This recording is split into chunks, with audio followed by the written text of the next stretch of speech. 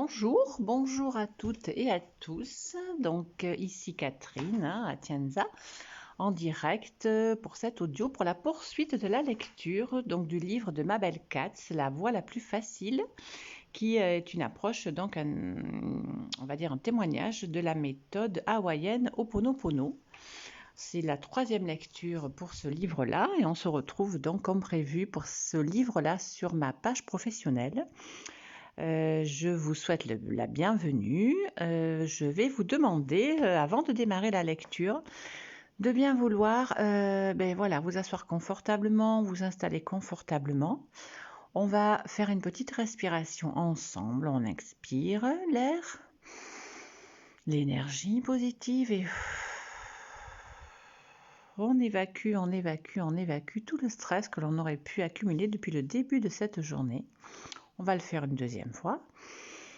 Ensemble, et on évacue toutes les énergies négatives, toutes les contrariétés, voilà. Et je vais vous demander de visualiser vos barrières devant, derrière, sur les côtés et de bien vouloir baisser vos barrières. Il suffit de le demander pour que cela se fasse automatiquement et tout seul. On baisse ces barrières. Devant, derrière, on baisse les barrières sur le côté, on les enfonce dans la terre, on les renvoie à la terre. Et maintenant, on va baisser nos barrières à l'intérieur de nous. On baisse. Voilà, je vous remercie. Ceci, comment vous dire ? Personnellement, voilà, mon corps peut avoir des excès, on va dire, d'adrénaline. Je pense que ça peut survenir chez vous aussi en cette période d'adaptation dans ce confinement. Nos corps n'ont pas forcément, n'ont pas le réflexe encore de tout lâcher, de tout accepter et d'accepter justement cette immobilité. Ce temps libre, cette non-action, je vais dire, et donc peut nous pousser à bien s'occuper ou à rentrer en discussion, en conversation, voire en réaction, parce qu'on a beaucoup d'adrénaline, beaucoup d'énergie, et c'est très bien, il faut la laisser, hein. Exprimez-vous si vous avez envie de vous exprimer, surtout ne retenez rien, mais après faites un petit exercice comme ça de respiration, pardon, pour vous recentrer, pour vous alléger et puis pour vous calmer. Donc on va démarrer la lecture, on rentre dans la poursuite. On démarre donc à la page 75. Chapitre, donc c'est le chapitre numéro 5. Alors, ayez connaissance de la vérité et elle vous libérera. Sur le chemin de quête spirituelle que je décidais de parcourir, j'eus à affronter nombre de mes peurs. J'ai ressenti de la peur en laissant mon conjoint après plus de 20 ans de mariage, en quittant mes enfants, en recommençant une carrière, en signant un contrat de location où j'assumais seule toute la responsabilité, sans aucun soutien financier. Cependant, la foi et la confiance que j'avais en moi me permirent d'agir en dépit de ma peur. Une voix intérieure me disait que je pouvais le faire. Mais cette sécurité n'est pas venue toute seule.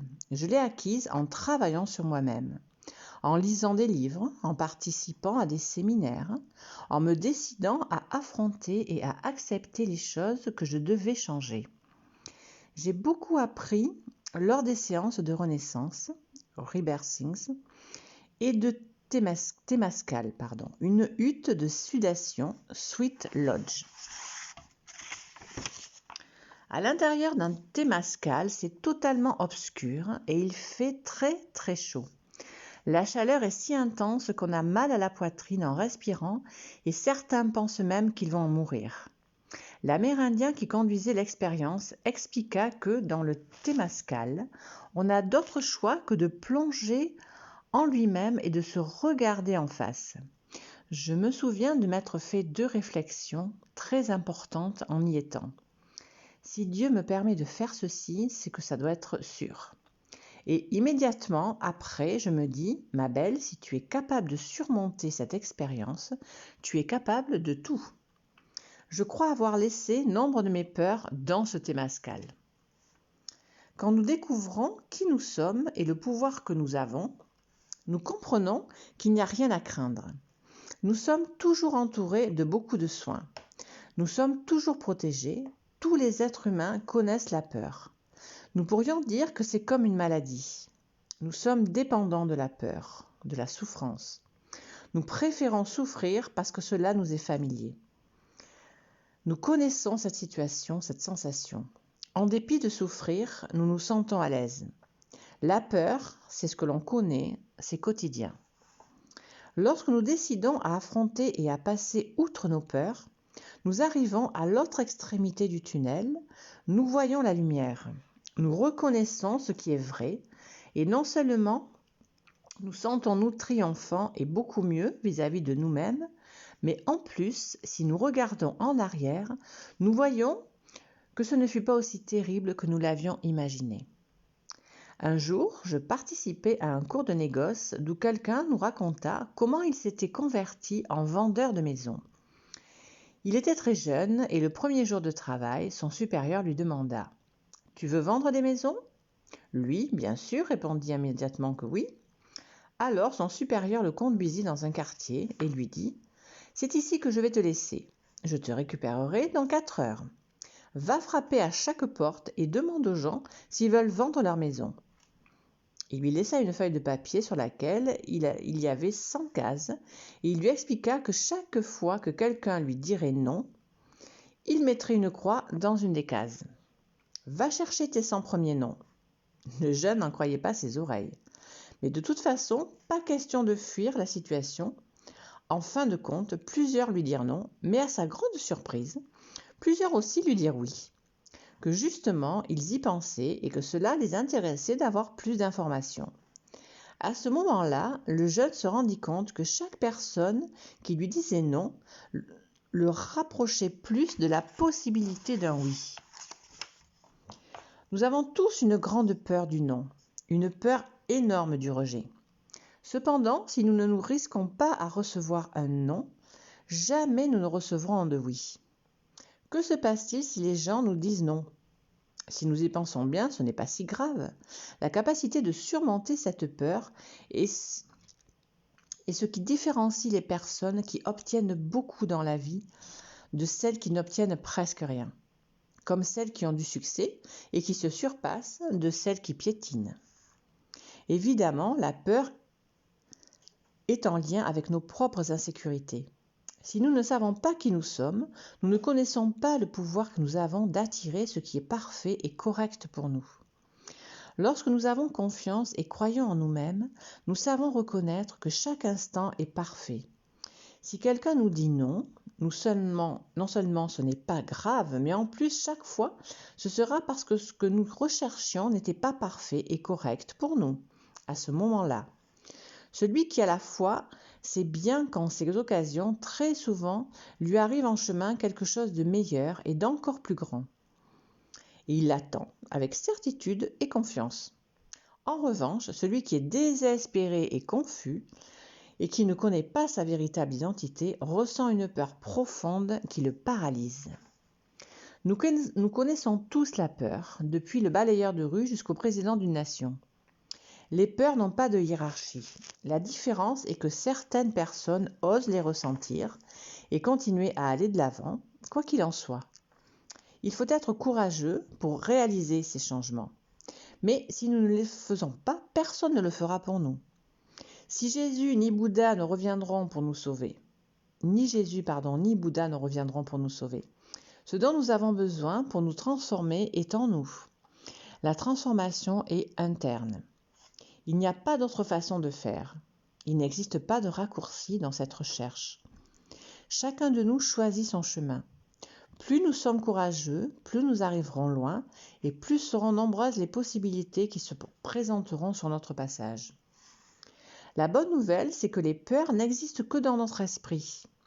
Nous les créons nous-mêmes et nous sommes les seuls à pouvoir les changer.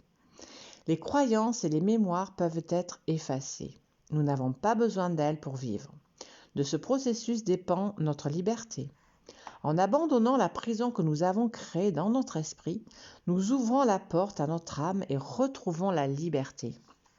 Les peurs, la souffrance, ainsi que la bravoure sont facultatives. Elles dépendent simplement de ce que nous choisissons à chaque instant. Il est très souvent nécessaire de s'arrêter au beau milieu du chemin pour effectuer des changements radicaux. D'une certaine manière, nous devons d'abord mourir pour enfin pouvoir commencer à vivre. Je parle de la mort de cette partie en nous qui n'est pas réelle, de celle que nous avions cru être, de l'image que nous vendions aux autres et pire encore, que nous nous vendions à nous-mêmes. La peur, c'est comme avoir confiance en ce qui est mauvais, comme être sûr que toutes ces mauvaises choses que nous imaginons vont arriver. La peur aussi déplace les montagnes. Un jour, j'ai lu que dans la vie, le succès ne se mesurait pas en fonction de ce que nous avions obtenu, mais en fonction des obstacles auxquels nous avions dû faire face. Très souvent, le bonheur est au coin de la rue, ce coin que jamais nous n'osons franchir. Alors, je vais faire un petit déblayage ici. Tout ce qui ne vous permet pas de justement choisir ce qui vous paraît impossible, ce qui vous paraît irréalisable. Tout ce qui ne vous permet pas d'oser avancer d'un pas et traverser la peur qui vous entoure. Est-ce que vous voulez bien détruire, décréer tout ce qui vous empêche de modifier cela? Right and wrong, good and bad, pot and pock, all nine short boys and beyond. Ça, c'est un déblayage d'une méthode américaine et qui permet vraiment de détruire, de décréer, de liquéfier, de laisser glisser, pour vraiment laisser glisser tout le long de notre corps et envoyer ça à la terre, de tout ce qui nous empêche de réaliser certaines choses, d'avoir un objectif de vie beaucoup plus grand et de laisser venir à nous les possibilités infinies pour réaliser justement tout ce que nous imaginons impossible. Donc, et si on laissait rentrer ces possibilités dans notre vie, qu'est-ce que l'on pourrait créer de beaucoup plus grand, beaucoup plus rassurant, beaucoup plus expansif dans nos vies? Voilà, je continue la lecture. Chapitre 6, l'amour. L'amour est l'épée du guerrier. Où qu'elle frappe, elle donne la vie, non l'amour. Don Millman, La guerre pacifique. Lorsque quelqu'un demanda à une des enfants indigos de parler de l'amour, elle se mit à rire comme si on lui posait une question étrange et répondit « Je ne peux pas parler de l'amour, et si je le pouvais, ce ne serait pas réel, car l'amour n'a rien à voir avec les mots. » Et alors, insista la personne, qu'est-ce que le véritable amour ? De nouveau, elle se mit à rire et dit « Tu recommences, tu vois comme c'est difficile ?» Peu importe à quel point nous essayons de ne pas rationaliser, c'est à peu près impossible. Je n'arrive pas à prononcer le mot impossible parce que ça fait tellement peu partie, je vais dire, de ma personnalité. Ok, donc c'est à peu près impossible. Nous sommes toujours en train d'essayer de tout comprendre par le mental et ensuite nous voulons que cette compréhension sorte par notre bouche. Mais le mental ne peut pas comprendre l'amour, car ce dernier n'a rien à voir avec la pensée. Dan Millman, dans son livre Le guerrier pacifique, dit « On ne peut comprendre l'amour, il faut le ressentir. La vie n'est pas comme nous l'imaginons, perfection et triomphe, elle est seulement amour. Nous essayons toujours de tout transformer en concept mental. Oublie-toi et ressens. Un jour, j'ai dit à mes fils, Jonathan et Lionel, que je les aimais, quoi qu'il arrive, que mon amour ne dépendait pas de ce qu'ils feraient ou ne feraient pas, qu'il ne dépendait pas non plus de leur comportement ou de l'obtention ou pas d'un diplôme universitaire. Ils ouvrirent tous deux bien grands leurs yeux et me regardèrent comme si j'étais en train de leur dire la chose la plus bizarre qu'ils aient jamais entendue de leur vie. Nous avons de très mauvaises habitudes et nous les transmettons à nos enfants. C'est ainsi que nous avons appris à vivre. Nous ne connaissons pas de meilleurs moyens. Depuis l'enfance, on nous apprend à faire certaines choses ou à nous comporter d'une certaine manière pour être acceptés des autres et obtenir leur amour. Mais malheureusement, dans ce processus, nous n'apprenons ni à nous aimer, ni à nous accepter. Et paradoxalement, les gens nous traitent de la façon dont nous nous traitons nous-mêmes. De ce fait, notre désir d'amour et d'acceptation est inassouvi à cause de notre propre incapacité à nous aimer nous-mêmes. Je vais faire un déblayage ici. Tout ce qui ne vous permet pas de rendre totalement le pouvoir aux êtres qui font partie de votre cœur, aux êtres que vous aimez. Vous les visualisez et vous vous dites, je leur rends totalement le pouvoir. Comme si on vous enlevait une pellicule qui est sur vous et vous rendez tout ça à l'autre et vous estimez qu'il a toutes les capacités en lui, au fond de lui, pour réaliser et pour assumer, pour prendre en charge n'importe quelle situation de sa vie. Et de ce fait-là, vous récupérez votre pouvoir.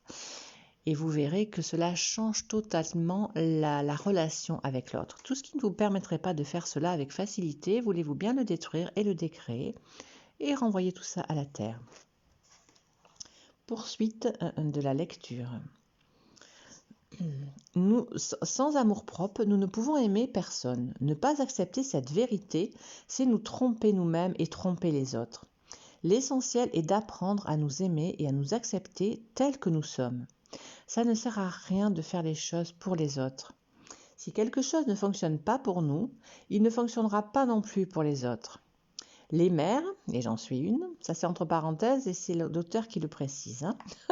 Même si moi également, Catherine, lectrice, j'en suis une. Particulièrement, ont tendance à croire qu'elles doivent sacrifier ce qui est important pour elles et se mettre au retrait pour leurs enfants. Cependant, le plus beau cadeau que nous puissions leur offrir est de nous aimer nous-mêmes. Ils pourront ainsi observer et à travers notre exemple apprendre à s'aimer eux-mêmes sans avoir besoin de chercher l'amour au mauvais endroit. Quand nous sommes au bon endroit, nous permettons aux autres de l'être aussi.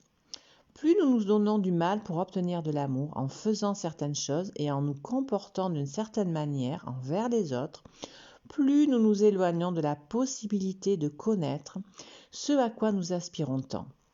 Nous devons apprendre à être heureux et à profiter de chaque instant de notre vie sans accorder d'importance à ce que les autres pensent de nous. Le plus important est ce que nous pensons de nous-mêmes.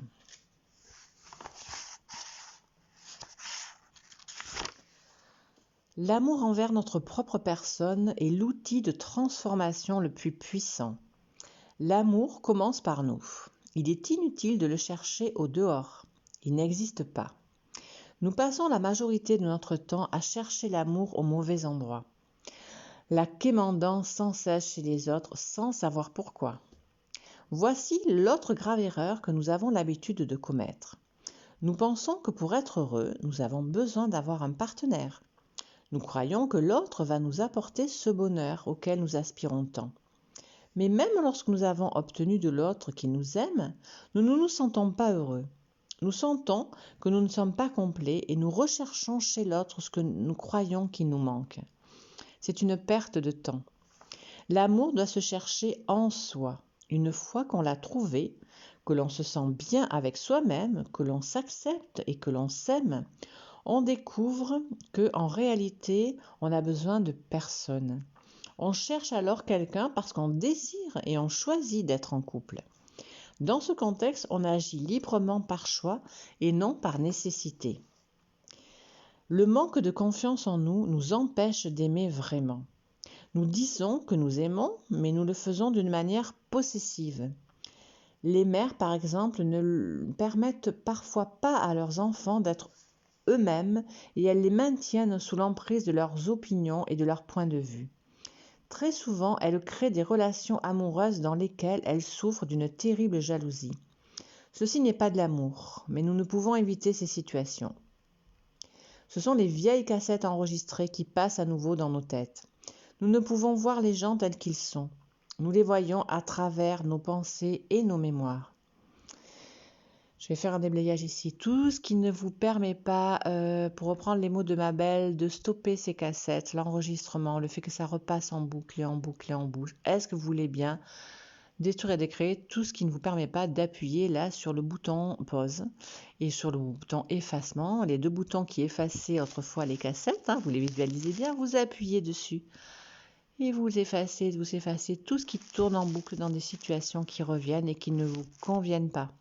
on détruit, on décrée toute la charge émotionnelle qui vous empêcherait de choisir cela aujourd'hui avec légèreté, facilité et pour l'éternité. Et on renvoie tout ça à la terre. Poursuite de la lecture. Dans l'art hawaïen de Ho'oponopono, on utilise 2 outils très importants. Je t'aime et merci. Lorsque nous les utilisons à voix haute et les disons à quelqu'un, ils sont extrêmement puissants et précieux. Lorsqu'on nous fait quelque chose que nous considérons comme injuste, lorsqu'une personne nous dit quelque chose qui nous vexe, au lieu de répondre, au lieu de lui donner notre point de vue et d'essayer de la convaincre que nous avons raison, nous pouvons répéter dans notre tête autant de fois qu'il sera nécessaire « Je t'aime, je t'aime, je t'aime » ou « Merci, merci, merci ». Ces outils provoquent généralement des résultats surprenants.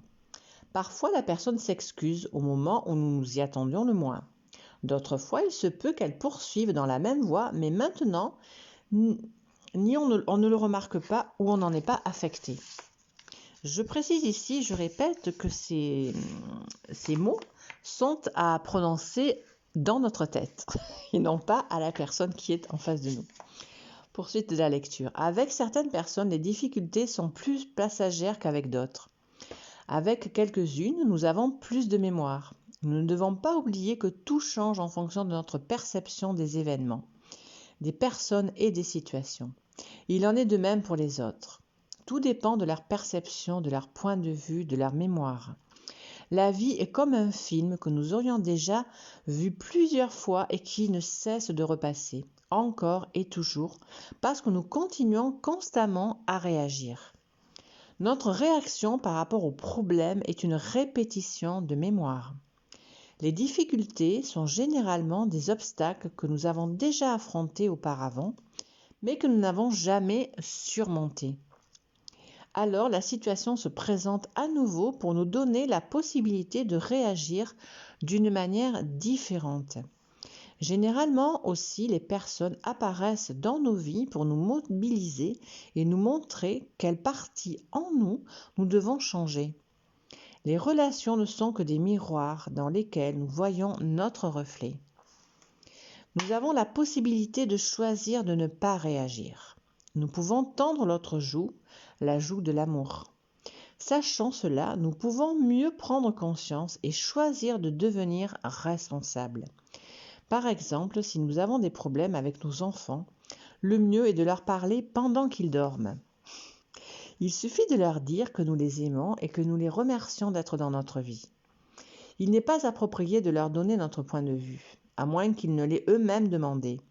Il n'est pas non plus productif d'essayer de les convaincre que l'on a raison et pas eux. Il est très difficile de savoir ce qui est bon pour nous. Comment pouvons-nous savoir ce qui est bon pour les autres ? Le remerciement est également un outil très puissant.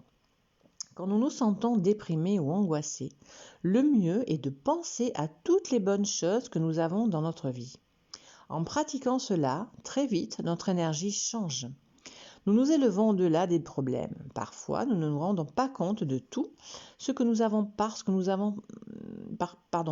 nous concentrons sur ce que nous croyons qu'il nous manque. En réalité, nous avons déjà tout, y compris l'amour. Nous devons seulement donner notre permission pour le recevoir et pouvoir ainsi l'éprouver. Je fais un petit déblayage. Alors, tout ce qui ne vous permet pas d'accueillir l'idée qu'il suffit, mais qu'il faut demander pour recevoir, que vous ne recevez pas si vous ne vous autorisez pas à demander. Premièrement, à vous ouvrir, deuxièmement, à demander et troisièmement, à recevoir. On détruit, on décrée en vous tout ce que vous avez choisi pour vous limiter et pour choisir la non-autorisation de tout ce qui est bon pour vous dans votre vie. On détruit, on décrée et on renvoie tout ça à la terre. Poursuite de la lecture. Nous ne pouvons pas attendre des autres qui nous rendent heureux. Nous ne pouvons trouver le véritable amour qu'en nous-mêmes. Le secret du bonheur n'est pas de chercher au dehors ou de rechercher plus, mais plutôt de développer notre capacité à aimer et à jouir de la vie. fin du chapitre, donc et fin de la lecture pour aujourd'hui. Je vous laisse méditer sur tout ce que nous avons pu écouter, sur les déblayages que j'ai pu vous faire durant cette lecture. Les sujets abordés par ma belle Katz là sont très importants et sont vraiment le ciment de de la possibilité de changement, de la possibilité qui nous est offerte de gérer nos émotions et de choisir ce que nous laissons rentrer dans nos vies à chaque instant, de choisir qu'est-ce qui va se passer avec une personne, de choisir que ce soit de ne pas répondre, ne pas activer, de ne pas aller contre une réflexion, un pic, un jugement, et d'enfin choisir pour nous, sachant que ça va être pour nous, et enfin de penser à nous, de vous honorer en premier avant de penser aux autres. Voilà, je vous laisse sur cette petite méditation du jour et je vous dis à bientôt. Donc rendez-vous lundi prochain, 14 h, pour la fin et la suite de ce livre de ma belle Kat sur la méthode Ho'oponopono. Bon week-end à vous et à bientôt. C'était Catherine Atienza. Au revoir.